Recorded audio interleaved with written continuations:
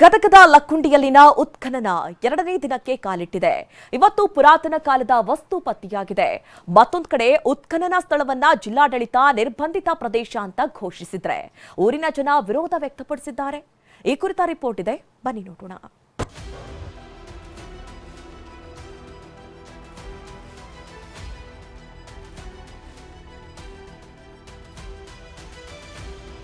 ಗದಗದ ಲಕ್ಕುಂಡಿ ಮೇಲೆ ಸದ್ಯ ರಾಜ್ಯದ ಜನರ ಕಣ್ಣಿದೆ.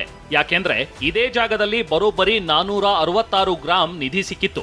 ಹೀಗೆ ಸಿಕ್ಕ ತಂಬಿಗೆ ತುಂಬಿದ ಬಂಗಾರ ಇತಿಹಾಸದ ಟಂಕಶಾಲೆ ಸೇರಿದಂತೆ ಯುದ್ಧ ಭೂಮಿಯ ಚಿತ್ರಣ ಕೊಟ್ಟಿತ್ತು. ಈ ಬೆನ್ನಲ್ಲೇ ಜಿಲ್ಲಾಡಳಿತ ಹಾಗೂ ರಾಜ್ಯ ಸರ್ಕಾರ ಉತ್ಖನನ ಶುರು ಮಾಡಿದೆ.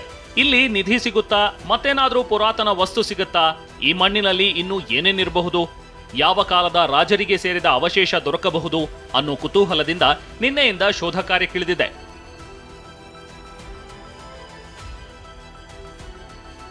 ಐತಿಹಾಸಿಕ ಲಕ್ಕುಂಡಿಯಲ್ಲಿ ಎರಡನೇ ದಿನದ ಉತ್ಖನನ. ಇತಿಹಾಸ ಪ್ರಸಿದ್ಧ ಗದಗದ ಲಕ್ಕುಂಡಿಯಲ್ಲಿ ನಿನ್ನೆಯಿಂದ ಉತ್ಖನನ ನಡೀತಾ ಇದೆ. ಯಾವಾಗ 466 ಗ್ರಾಂ ನಿಧಿ ಸಿಕ್ತೋ ಸರ್ಕಾರ ಕಾರ್ಯಾಚರಣೆಗಿಳಿದಿದೆ. ಕೋಟೆ ವೀರಭದ್ರೇಶ್ವರ ದೇವಸ್ಥಾನದ ಬಳಿ ನಿನ್ನೆ 10 ಮೀಟರ್ ಉದ್ದ, 10 ಮೀಟರ್ ಅಗಲ, 1 ಅಡಿ ಭೂಮಿ ಅಗೆಯಲಾಗಿತ್ತು.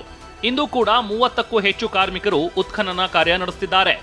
ಲಕ್ಕುಂಡಿಯ ವೀರಭದ್ರೇಶ್ವರ ದೇವಸ್ಥಾನ ಮುಂಭಾಗ ಉತ್ಖನನ ಕಾರ್ಯ ಆರಂಭವಾಗಿರತಕ್ಕಂಥದ್ದು ನೀವು ದೃಶ್ಯಗಳು ನೋಡ್ತಿರ್ಬೋದು. ಈಗಾಗಲೇ ಕೇಂದ್ರ ಸರ್ಕಾರ 10 ಅಡಿ ಅಗಲ, 10 ಅಡಿ ಉದ್ದ ಈ ಒಂದು ನಿಯಮದಂತೆ ಇಲ್ಲಿ ಉತ್ಖನನ ಮಾಡೋದಕ್ಕೆ ಅನುಮತಿಯನ್ನು ಕೊಟ್ಟಿತ್ತು. ಆ ಹಿನ್ನೆಲೆಯಲ್ಲಿ ಇವತ್ತು ಇಲ್ಲಿ ಉತ್ಖನನ ಕಾರ್ಯ ಆರಂಭವಾಗಿರ್ತಕ್ಕಂಥದ್ದು. ರಾಷ್ಟ್ರಕೂಟರು, ಚಾಲುಕ್ಯರು, ವಿಜಯನಗರ ಅರಸರು ಆಳಿದಂತಹ ಒಂದು ಲಕ್ಕುಂಡಿ ಈಗ ಸಾಕಷ್ಟು ಮಹತ್ವವನ್ನು ಪಡೆದುಕೊಂಡಿದೆ. ಇಲ್ಲಿ ಉತ್ಖನನ ಕಾರ್ಯ ಆರಂಭವಾಗಿದ್ದು ಸರಿಸುಮಾರು 4 ತಿಂಗಳ ಕಾಲ ಈ ಒಂದು ಉತ್ಖನನ ಕಾರ್ಯ ನಡೆಯುತ್ತೆ. ಅಕಸ್ಮಾತ್ ಇಲ್ಲಿ ನಿಧಿ, ಬಂಗಾರ, ವಜ್ರ, ವೈಡೂರ್ಯ ಅಥವಾ ಪ್ರಾಚೀನ ಕಾಲದ ವಸ್ತುಗಳು ಸಿಕ್ಕರೆ ಮುಂದಿನ ಹಂತವಾಗಿ ಲಕ್ಕುಂಡಿ ಪ್ರಾಧಿಕಾರ ಏನಿದೆ ಸರ್ಕಾರಕ್ಕೆ ಮತ್ತೊಂದು ಪ್ರಸ್ತಾವನೆ ಸಲ್ಲಿಸುತ್ತೆ. ಉತ್ಖನನ ವೇಳೆ ಪ್ರಾಚೀನ ಕಾಲದ ವಸ್ತು ಪತ್ತೆ, ಶಿವಲಿಂಗಕ್ಕೆ ಸೇರಿದ ವಸ್ತು ಅಂತ ಮಾಹಿತಿ. ರಾಜಪ್ರಭುತ್ವದ ಸಂಪದ್ಭರಿತ ನಾಡು ಲಕ್ಕುಂಡಿಯಲ್ಲಿ ಎರಡನೇ ದಿನವೇ ಪ್ರಾಚೀನ ಕಾಲದ ವಸ್ತು ಸಿಕ್ಕಿದೆ. ಲಕ್ಕುಂಡಿ ಪ್ರಾಧಿಕಾರ ಸದಸ್ಯರ ಮಾಹಿತಿ ಪ್ರಕಾರ ಇದು ಶಿವಲಿಂಗಕ್ಕೆ ಸಂಬಂಧಪಟ್ಟ ವಸ್ತು. ಇದು ಶಿವಲಿಂಗ ಪೂಜೆಯ ನೀರು ಹರಿಯುವ ವಸ್ತುವಿನ ರೀತಿಯಲ್ಲಿದೆ. ಸುಮಾರು 2 ಅಡಿ ಆಳ ಅಗದ ನಂತರ ಈ ಒಂದು ಏನು ಪ್ರಾಚ್ಯಾವಶೇಷ ಪತ್ತೆಯಾಗಿದೆ. ಇದಕ್ಕೆ ಏನು ಅಂತಾರೆ ಅಂತ ಅನ್ನೋದ್ರ ಬಗ್ಗೆ ಇದು ಯಾವ ಕಾಲದ್ದು, ಅದಕ್ಕೆ ಇದು ಯಾವ ವಸ್ತು ಏನು ಅನ್ನೋದ್ರ ರಾಜ್ಯ ಮತ್ತು ಕೇಂದ್ರ ಪುರಾತತ್ವ ಇಲಾಖೆಯವರು ಇದು ಏನು ಪರಿಶೀಲನೆ ಮಾಡಿ ಅವಾಗ ಅವರು ಅಧಿಕೃತವಾಗಿ ಘೋಷಣೆ ಮಾಡಬೇಕು. ಹೀಗಾಗಿ ಇಲ್ಲಿ ಇಂಥ ಏನು ಪ್ರಾಚ್ಯಾವಶೇಷಗಳು ಸಾಕಷ್ಟು ಸಂಖ್ಯೆಯಲ್ಲಿ ಇದ್ದಾವೆ. ಆದರೆ ಈ ಭಾಗದಲ್ಲಿ ಏನು ಈಗಾಗಲೇ ಗ್ರಾಮಸ್ಥರು ಹಿರಿಯರು ಹೇಳೋ ಪ್ರಕಾರ ಸಾಕಷ್ಟು ಚಿನ್ನಾಭರಣದಿದೆ. ಇಲ್ಲಿ ಪಕ್ಕದಲ್ಲೇ ಟಂಕಸಾಲೆ ಇದೆ ಅಂತ ಹೇಳ್ತಾ ಇದ್ದಾರೆ. ಲಕ್ಕುಂಡಿ ಹೇಳಿ ಚಿನ್ನ ಸಿಕ್ಕ ನಂತರ ಇನ್ನೂ ಏನೇನು ಸಿಗುತ್ತಾ ಅಂತ ಅನ್ನುವಂಥದ್ದು. ಆದರೆ ಈಗ ಪ್ರಾಚ್ಯಾವಶೇಷ ವಸ್ತುವನ್ನು ಪತ್ತೆಯಾಗಿದೆ. ಲಕ್ಕುಂಡಿಯಲ್ಲಿ ಉತ್ಖನನ ಮಾಡ್ತಿರೋದು ಇದೇ ಮೊದಲೇನಲ್ಲ. ಈ ಹಿಂದೆಯೂ ಭೂಮಿ ಅಗೆಯಲಾಗಿತ್ತು.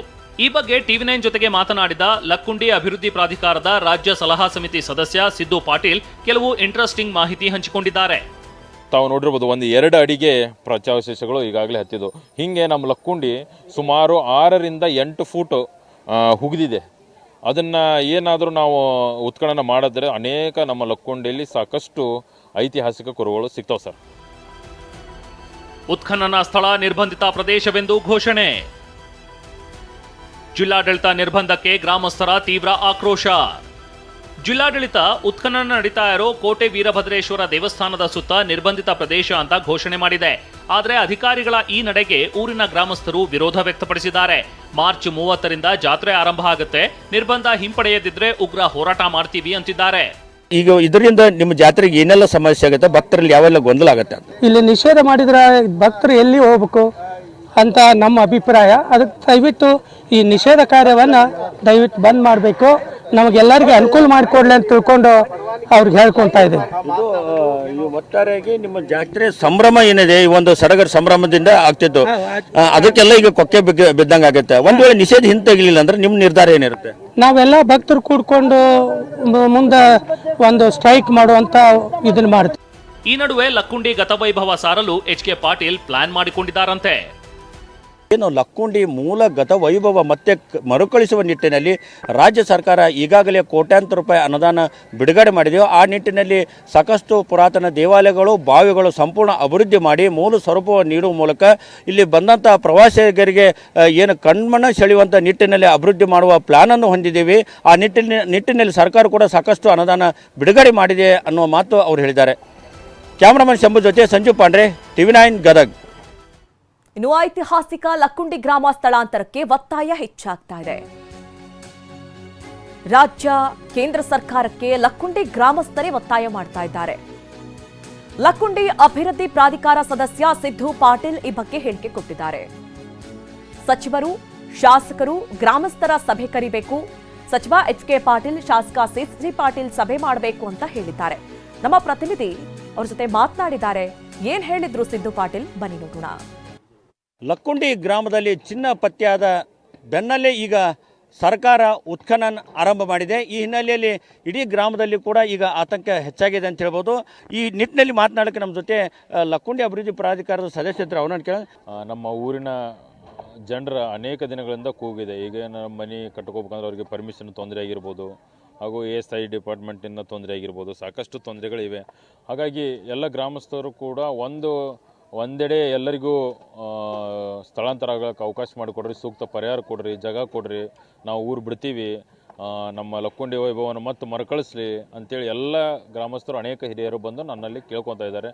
ನಾನು ಕೂಡ ಮಾನ್ಯ ಸಚಿವರಲ್ಲಿ ಹಾಗೂ ನಮ್ಮ ಜಿಲ್ಲಾಡಳಿತಕ್ಕೆ, ನಮ್ಮ ಸಚಿವರಿಗೆ ಗಮನಕ್ಕೆ ತಂದು ಸ್ಥಳೀಯ ಶಾಸಕರಾದಂಥ CC ಪಾಟೀಲ್ರವರ ಒಂದು ಮಾರ್ಗದರ್ಶನದಲ್ಲಿ ಹಾಗೂ ನಮ್ಮ ಪ್ರವಾಸೋದ್ಯಮ ಇಲಾಖೆ ಸಚಿವರಾದಂಥ HK ಪಾಟೀಲ್ ಸಾಹೇಬರ ಒಂದು ನೇತೃತ್ವದಲ್ಲಿ ಇದನ್ನು ಒಂದು ಸಭೆ ಮಾಡಿ ಏನು ಈಗ ಉತ್ಖನನ ಮಾಡ್ತಾ ಇದ್ದಾರೆ, ಈ ಉತ್ಖನನದಲ್ಲಿ ಇನ್ನೂ ಅನೇಕ ಉತ್ಖನನಗಳ ಪಾಯಿಂಟ್ ಮಾಡಬೇಕಂತ ಮಾಡಿದ್ದೀವಿ. ಒಂದು 15ರಿಂದ 20 ಕಡೆ ಉತ್ಖನನ ಮಾಡಬೇಕಂತೇಳಿ ನಮ್ಮ ಪ್ರಾಧಿಕಾರದ ಆಶಯ ಏನಿದೆ. ಆ ಉತ್ಖನನ ಪ್ಲೇಸ್ ಫೈನಲ್ ಆದಮೇಲೆ ಅದನ್ನು ಅನುಮತಿಗಾಗಿ ಕೇಂದ್ರ ಸರ್ಕಾರಕ್ಕೆ ನಾವು ಕಳಿಸ್ಬೇಕು. ಆ ಉತ್ಖನನದಲ್ಲಿ ಏನಾದರೂ ಕುರುಹುಗಳು ಪತ್ತೆ ಆದರೆ ಖಂಡಿತವೂ ಕೂಡ ಸ್ಥಳಾಂತರಕ್ಕೆ ಎಲ್ಲ ನಮ್ಮ ಗ್ರಾಮಸ್ಥರನ್ನು ಒಪ್ಪಿಗೆ ಪಡೆದು ಅವರಿಗೆ ಸೂಕ್ತ ಪರಿಹಾರ ಕೊಟ್ಟು, ಅವ್ರ ನಿವೇಶನ ಕೊಟ್ಟು, ಪರಿಹಾರ ಕೊಟ್ಟು ಸ್ಥಳಾಂತರನ ಮಾಡಿಸ್ಬೇಕಂತೇಳಿ ನಾನು ಈಗ ನಮ್ಮ ರಾಜ್ಯ ಸರ್ಕಾರ ಮತ್ತು ಕೇಂದ್ರ ಸರ್ಕಾರದಲ್ಲಿ ಕೇಳ್ಕೊಳ್ತೇನೆ ಸರ್. ಇದು ಸ್ಥಳಾಂತರ ಅಂದರೆ ಸಣ್ಣ ಕೆಲಸ ಸರ್. ಇಡೀ ದೊಡ್ಡ ಗ್ರಾಮ ಇದು ಲಕ್ಕುಂಡಿ. ಹೀಗಾಗಿ ಇದು ಒಂದು ಇಡೀ ಸ್ಥಳಾಂತರ ಮಾಡಬೇಕಾದ್ರೆ ದೊಡ್ಡ ಪ್ರಕ್ರಿಯೆ ಆಗುತ್ತೆ. ಈ ಸ್ಥಳಾಂತರ ಮಾಡೋಕ್ಕೆ ಅಷ್ಟು ಸರಳ ಆಗುತ್ತಾ ಅಂತಿದೆ? ಇಲ್ಲ, ಅದೇ ಈಗ ಸ್ಥಳಾಂತರ ನಮ್ಮ ಹಂತದಲ್ಲಿ ಇರಲಾರದ ಕಾರಣ ಮಾನ್ಯ ಶಾಸಕರು ಮತ್ತು ಸಚಿವರಿಗೆ ನಾವು ಮನವಿ ಮಾಡ್ಕೋತೀವಿ.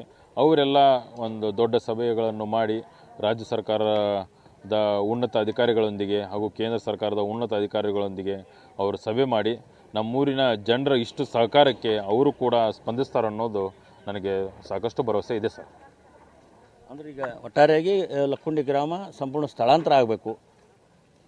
ಈಗಾಗಲೇ ನಮ್ಮ ಲಕ್ಕುಂಡಿಯಲ್ಲಿ 2000ರಿಂದ 2500 ಮನೆಗಳು ನಮ್ಮ ಲಕ್ಕುಂಡಿ ಗ್ರಾಮದಲ್ಲಿ ಇವೆ ಸರ್.